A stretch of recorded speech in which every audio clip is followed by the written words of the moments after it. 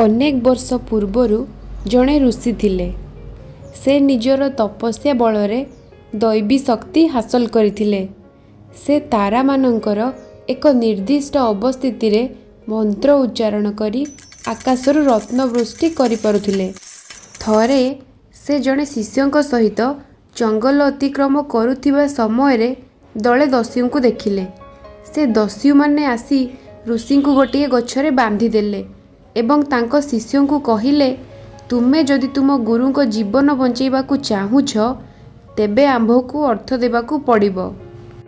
ଭୟଭୀତ ଶିଷ୍ୟ ସାଙ୍ଗେ ସାଙ୍ଗେ କହିଲେ, ଆପଣ ବ୍ୟସ୍ତ ହୁଅନ୍ତୁ ନାହିଁ ଗୁରୁଜୀ, ମୁଁ ବହୁତ ଶୀଘ୍ର ଅର୍ଥ ସଂଗ୍ରହ କରି ଫେରୁଛି।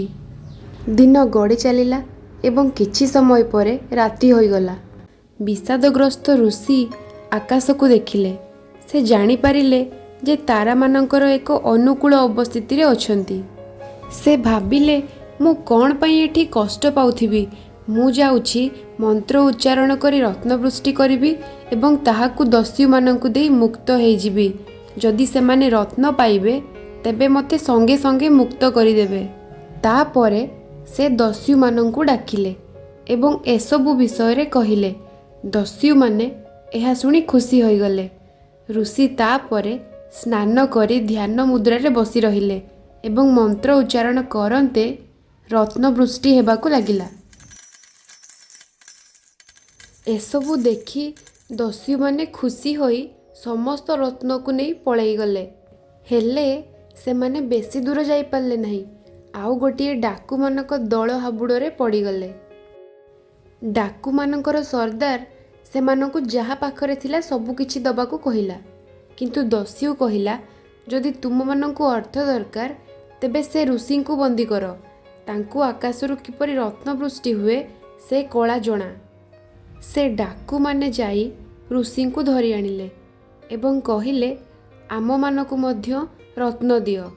ଋଷି ସେମାନଙ୍କୁ ବୁଝେଇବାକୁ ଚେଷ୍ଟା କରି କହିଲେ, ତାରାମାନଙ୍କର ଅବସ୍ଥିତି ଏବେ ରତ୍ନବୃଷ୍ଟି ପାଇଁ ଅନୁକୂଳ ନାହିଁ।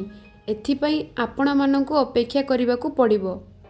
ଏହା ଶୁଣି ଡାକୁମାନେ ରାଗିଗଲେ ଏବଂ ଋଷିଙ୍କୁ ହତ୍ୟା କଲେ। କିଛି ସମୟ ପରେ ସେମାନେ ସେହି ଦସ୍ୟୁମାନଙ୍କୁ ମଧ୍ୟ ହତ୍ୟା କଲେ ଏବଂ ସମସ୍ତ ରତ୍ନ ତାଙ୍କଠାରୁ ନେଇଗଲେ। ଏତେ ସବୁ ମୂଲ୍ୟବାନ ରତ୍ନ ପାଇ ଡାକୁମାନେ ନିଜ ନିଜ ମଧ୍ୟରେ ଝଗଡ଼ା ଲାଗିଲେ। ସେମାନେ ଜଣେ ଆର ଜଣକୁ ଖଣ୍ଡାରେ ଆକ୍ରମଣ କରି ହତ୍ୟା କଲେ। ଶେଷରେ ମାତ୍ର 2 ଜଣ ବଞ୍ଚିଲେ। ଦୁହିଁଙ୍କ ମଧ୍ୟରେ ରତ୍ନକୁ ସମାନ ଭାବରେ ବାଣ୍ଟି କରି ନେବା ପାଇଁ ବୁଝାମଣା ହେଲା। କିଛି ସମୟ ପରେ ଯେତେବେଳେ ଦୁହିଁଙ୍କୁ ଭୋକ ଲାଗିଲା, ଜଣେ ରତ୍ନ ଗଣ୍ଠିଲିକୁ ଜଗି ରହିଲା ଏବଂ ଆଉ ଜଣେ ନିକଟସ୍ଥ ଗ୍ରାମକୁ ଖାଇବା ଆଣିବା ପାଇଁ ଗଲା। ଯେଉଁ ଦସ୍ୟୁ ଜଣକ ରତ୍ନ ଗଣ୍ଠିଲିକୁ ଜଗି ରହିଲା, ସେ ଭାବିଲା, ଯଦି ମୁଁ ତାକୁ ମାରିଦେବି, ତେବେ ସମସ୍ତ ଧନର ଅଧିକାରୀ ମୁଁ ହୋଇଯିବି।